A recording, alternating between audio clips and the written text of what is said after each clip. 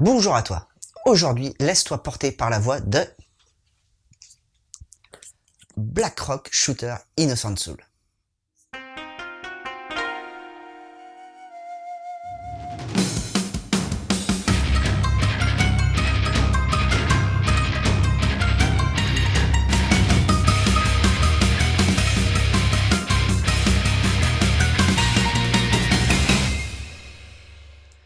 Pour commencer, on va situer l'histoire. Tout se passe dans l'Azana. Alors tu vas sûrement te demander ce que c'est. Pour faire simple, c'est un monde bâti sur les illusions et qui se situe approximativement entre la Terre et le ciel. C'est aussi le lieu où atterrissent toutes les âmes errantes, celles qui n'ont pas pu aller ni en enfer ni au paradis et qui restent tourmentées par leur vie passée. Bon, maintenant que le décor est planté, on passe à notre héroïne, Rock, et son acolyte Ron, une sorte de serpent qui peut se transformer en bazooka. Rock, c'est une Black Star, c'est-à-dire une sorte d'agent des forces spéciales section commando, et elle a pour mission de déloger les âmes errantes qui prennent un peu trop leurs aises. On va donc suivre son évolution et aussi découvrir la dure vérité sur son passé.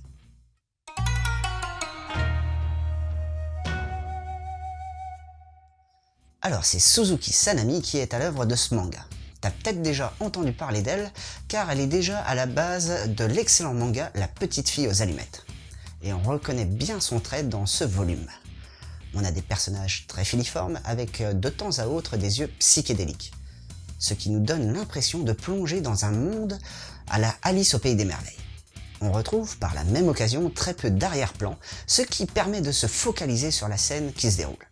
En parlant du déroulement des scènes, Suzuki utilise les traits de mouvement lors des actions.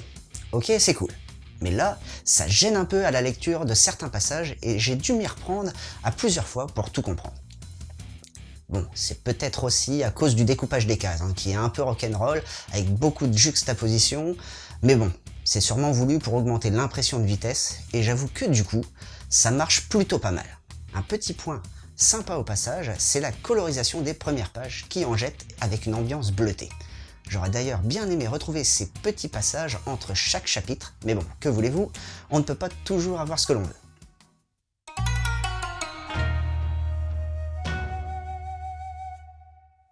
Bon, je préfère te le dire tout de suite, je n'ai pas regardé l'anime Blackrock Shooter. Alors je vais pas trop pouvoir faire le comparatif avec la série principale. Mais comme ça, je vais pouvoir te faire une analyse sans a priori. Le scénariste reste le même que l'anime, c'est-à-dire Yuke, qui a d'ailleurs sorti au passage un autre spin-off de cette série en quelque sorte, Blackrock Shooter The Game. Yuke nous propulse alors dans une sorte de purgatoire où presque tous les personnages se retrouvent, comme qui dirait, enfermés dans leur passé. On va ensuite rencontrer un tueur en série, une lycéenne sans beaucoup d'attaches ou encore un animal sauvage. Mais on va dire que par moment, la remontée est un peu lente. Ça me fait penser à une rivière qui ralentit pour accélérer d'un coup et ça m'a un peu perturbé car certaines révélations sont apportées trop abruptement. Yuke aborde deux thèmes principaux, la recherche du passé, comme je viens d'en parler, mais également le thème de la religion.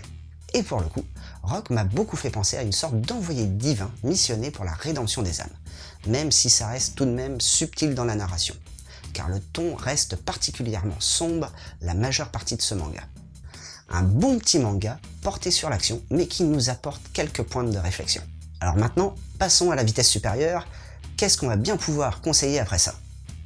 Si tu as envie de découvrir un peu plus l'univers, je te propose de te lancer dans l'anime Blackrock Shooter, où tu pourras retrouver le personnage de Rock qui, grâce à son œil animé d'une flamme bleue, va partir au combat. Et si tu préfères lire, essaye la deuxième série Blackrock Shooter The Game qui, elle, est dessinée et scénarisée par TNSK, mais qui s'inspire toujours de l'univers original mis en place par Yuke, mais le plaçant en 2032. C'est d'ailleurs une série courte qui ne comporte que 2 tomes.